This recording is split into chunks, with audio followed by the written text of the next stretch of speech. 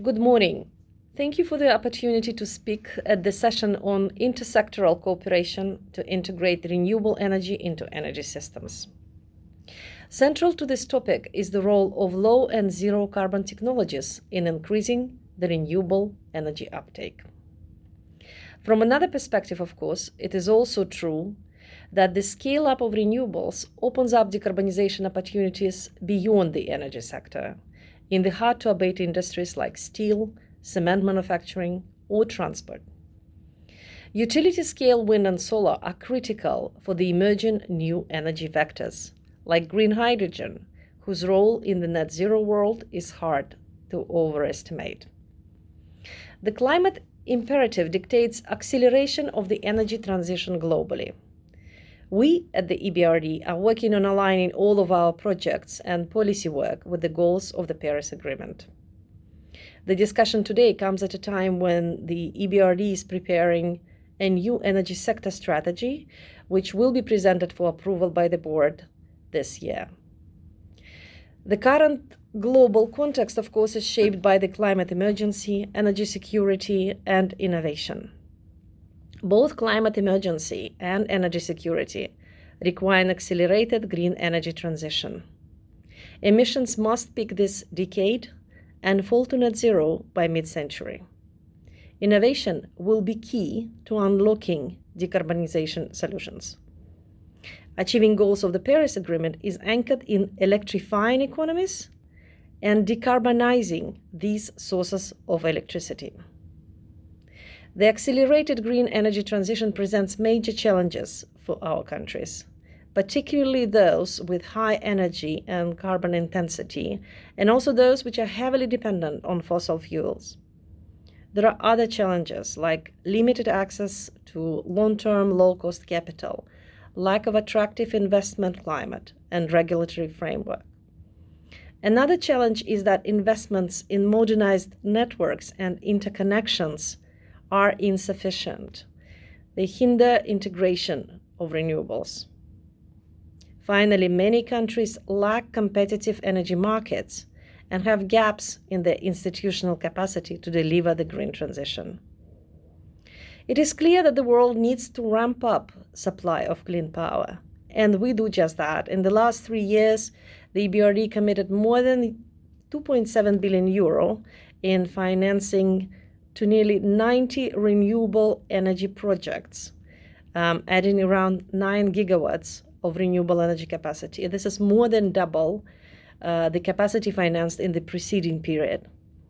However, the needs are much, much bigger. Around $182 billion is estimated to be required annually in just the EBRD regions. Total renewable energy investments need to increase fivefold to remain in line with the net zero target. Holistic decarbonization entails cross-sectoral linkages and impacts that renewables can have on the hard-to-abate sectors. This approach is anchored in, first, accelerating the decarbonization of energy, and second, delivering resilient, inclusive, and efficient systems. So coming from an impact-focused organization, what does it mean in terms of specific actions? Scaling up renewables, we need to move from megawatts to gigawatts to accelerate electrification and decarbonization. Upgrading power networks, storage solutions, and regional interconnections. We need to ensure resilient and secure energy systems and successfully integrate intermittent renewables. We need to promote zero-carbon fuels, investing in innovative technologies, and harnessing renewables to decarbonize other sectors. And we need to phase out unabated fossil fuels. So these actions will be delivered through financing instruments, policy work, mobilization of private sector capital, increased coordination and complementarity among the development partners, and where needed, blended financing. Our region needs to see increase in renewables, coupled with storage, of course. For that, we need to pursue holistic and well-sequenced policy engagements to develop and reform energy markets and regulatory frameworks to to establish low carbon pathways, something we are doing already in our countries, for the energy and other sectors as a key policy framework. We need to support schemes for established and emerging technologies. We need to look at small-scale and distributed renewable generation. We need to ensure competitive price discovery mechanisms. We need to improve functionality of markets, maybe looking beyond sovereign-backed PPAs, and, for example, look at corporate power purchase agreements in the C&I sector, municipal PPAs, cross-border PPAs, and self-consumption regulation. Today, you will also be discussing new energy systems, strengthening networks and storage solutions to integrate renewables. So key action points there could include modernization of electricity grids, growing electricity grids to facilitate this electrification, growing decentralized energy sources, fostering efficiency, and reducing losses in the grids. We'll look at energy storage, flexible dispatchable generation sources, and demand-side response. Digital transformation is key. Development of digital skills in the energy sector, smart meters, smart grids, integration of electric vehicles, active participation of energy consumers, demand response. We'll look at expansion of cross-border electricity trade at regional energy systems integration, which could be done through storage, hydropower sources. And finally, infrastructure for the increased electrification of the economy, for example, EV charging stations. The discussion today will also focus on new energy vectors powered by renewables and zero carbon fuels. You could talk about how countries and companies can be assisted in developing hydrogen strategies, national hydrogen strategies, for example, how private sector can support production, distribution, storage, and supply of renewable fuels, either biological in origin, for example, biogas, bioammonia, biomethane, or non-biological, green hydrogen, green ammonia, how we can build infrastructure that supports non-fossil fuel transport through biofuels, e-fuels, EV chargers, green hydrogen filling stations, how we can address the lack of enabling frameworks which currently actually inhibit investments needed to ramp up production of clean fuels. And of course, there is an interplay between zero carbon fuels, critical for decarbonization, and renewables. Zero carbon electricity will be the main source of energy in the economies globally.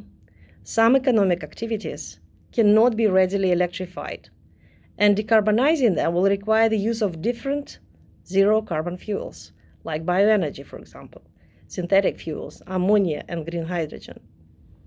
And hydrogen is expected to play a particularly important role in multiple sectors, both as an energy vector and as a feedstock.